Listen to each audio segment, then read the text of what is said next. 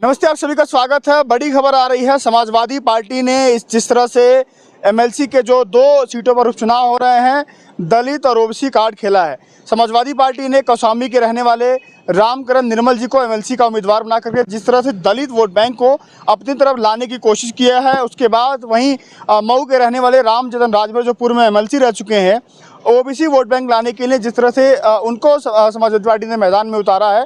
ये दोनों जो प्रत्याशी हैं कहीं ना कहीं पूरे यूपी में राजनीतिक गलियारों में चर्चा का विषय बने हुए हैं। मैं इस समय समाजवादी पार्टी कार्यालय के बाहर मौजूद हूँ। समाजवादी पार्टी कार्यालय के भीतर कल विधायक दलों की बैठक हुई थी। अखिलेश यादव ने बैठक ली थी, उसके बाद से सभी लोग पहुँचे थे विधानसभा, वहाँ पर जाकर के नामांकन हुआ था।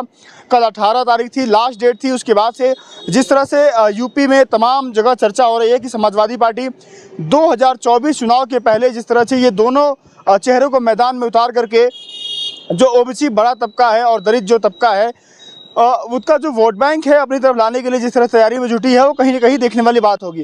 क्योंकि समाजवादी पार्टी पर ऐसा आरोप लगाता है, विपक्ष लगाता है जो इस समय सत्ता में है, बीजेपी पार्टी कहती है कि एमवाई समीकरण के साथ समाजवादी पार्टी चलती है। एमवाई मतलब मुस्लिम और यादव का साथ मिलता है, लेकिन समाजवादी पार्टी कहीं ना कहीं पिछले दिनों देखा गया कि समाजवादी पार्टी ने अपने संविधान में जिस तरह से बाबा साहब अम्बेडकर वाहिनी का जो है संगठन को जिस तरह से संविधान में दर्जा उसको दिया, उसको शामिल किया, उसके बाद से जिस तरह से दलितों का जो वोट बैंक है, जो यूपी में लगभग 20 से 22% है दलितों का वोट बैंक, जो किसी भी चुनाव में एक निर्णायक भूमिका में साबित होता है, उस वोट बैंक को जिस तरह से समाजवादी पार्टी अखिलेश यादव अपनी तरफ लाने की कोशिश कर रहे हैं।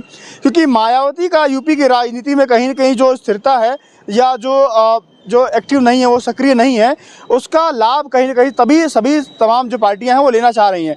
उसी दौर में समाजवादी पार्टी के राष्ट्रीय अध्यक्ष अखिलेश यादव लगातार कहीं भी बड़े बड़े मंचों से जाकर के जातिगत जनगणना हो या मान्यवर काशीराम जी को याद करना हो, नेताजी और काशीराम की जोड़ी को जो 93 में जो सरकार बनी थी पहली बार, उसको लेकर के यादें करना हो, तमाम जो चीज़ें हैं उसको बातचीत करते रहते हैं। आपने देखा होगा कि पिछले दिनों जिस तरह से रायबरेली में जिस तरह से माननीय काशीराम जी की प्रतिमा का अनावरण होता है, उसके बाद से चीज़ें जो निकल के सामने आती है कि क्या अब समाजवाद जो कहते हैं कि समाजवादी पार्टी के जो चुनाव चिन्ह जो साइकिल है, एक अम्बेडकरवाद है तो दूसरा लोहियावाद है। तो जो अम्बेडकरवाद और लोहियावाद का जो सामंजस्य बैठ रहा है, जो चीज़ें निकल के सामने आ रही हैं, वो 24 में कितनी बड़ी पार्टी के लिए निर्णायक साबित होगी, ये देखने वाली बात होगी। लेकिन जिस तरह से समाजवादी पार्टी ने 2 इन नेताओं को मैदान में उतार करके जो एक नया दांव चला है, और अखिलेश यादव का जिस तरह से जातीय जनगणना को लेकर के या बहुजनों की बात करके जो लगातार बहुजन आबादी है उसको अपनी तरफ लाने की कोशिश कर रहे हैं। क्योंकि बता दूं कि उनके बड़े बड़े नेता चाहे स्वामी प्रसाद मौर्य हो तो खुल करके 85 की बात करते हैं। उन्होंने 85-15 का नारा भी दिया था 22 के चुनाव में, उसके बाद से अभी भी लगातार वो 85-15 की बात करते हैं।